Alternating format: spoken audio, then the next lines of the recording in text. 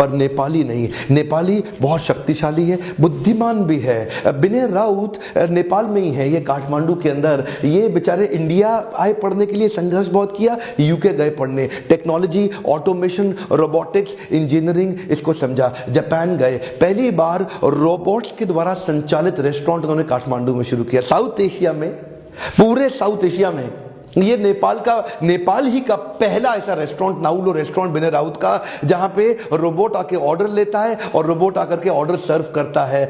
नेपाली शेरपा के बारे में नहीं जानते? हाँ, इतने पावरफुल, शक्तिशाली। यही तो वो हैं जो लोगों को 8848 की हाइट पे चढ़ा देते हैं। कई शेरपा बड़े फेमस रहे, उनमें से तेंजिंग नाम सुना है? तेंजिंग नोर्गे ने पहली बार माउंट एवरेस्ट चढ़ा था और पेम्बा दोरजी ने फास्टेस्ट माउंट एवरेस्ट चढ़ने का रिकॉर्ड बनाया। 8 घंटे 10 मिनट में ही माउंट एवरेस्ट चढ़ डाला। और शेरपा के बाद नेपाल का गोरखा। ये गोरखा कौन है? गोरखा पूरी दुनिया जानती है गोरखा के बारे में। हाँ, British army, Indian army, Nepali army, इतने साहसी, बड़े कठोर, परिश्रमी, इनसे तेज फुर्तीला, इनसे तेज सोचने वाला, लंबे समय तक लड़ाकू की तरह लड़ पाने वाला, हार ना मानने वाला, 30-30 लोगों को अकेले खत्म कर देने वाला।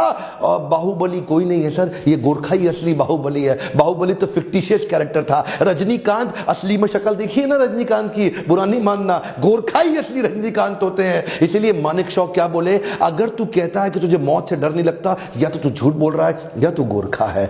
केवल क्योंकि गोरखा ही ऐसा है पूरी दुनिया में जिसको मौत से डर नहीं लगता। नेपाल में नेपाली बड़े जबरदस्त हैं। नेपाल को बनने में टाइम लगेगा और यही नेपाली मिलकर बनाएंगे नेपाल को। और सुनिए, दोहा और कतर के तो दूतावास ने अपनी वेबसाइट पे लिख दिया नेपालियों के बारे में कि नेपाली कामगार अपनी मेहनत, लगन और वफादारी के लिए जाने जाते हैं। ये लोग मुश्किल से मुश्किल मौसम में भी काम कर सकते हैं। नेपाली लोग जहां जाते हैं अपनी इज्जत जरूर बढ़ा देते हैं। मनीषा कोइराला के बारे में आप जानते ही हैं। उदित नारायण के मीठे संगीत को आप हमेशा से सुनते आ रहे हैं। आचार्य बालकृष्ण, जिन्होंने तो एक्चुअली हमारे देश के अंदर सारी विदेशी कंपनियों को उखाड़ दिया। Vinod Chaudhary, he is the first and the only billionaire, Forbes की लिस्ट में आया है, the only billionaire of Nepal.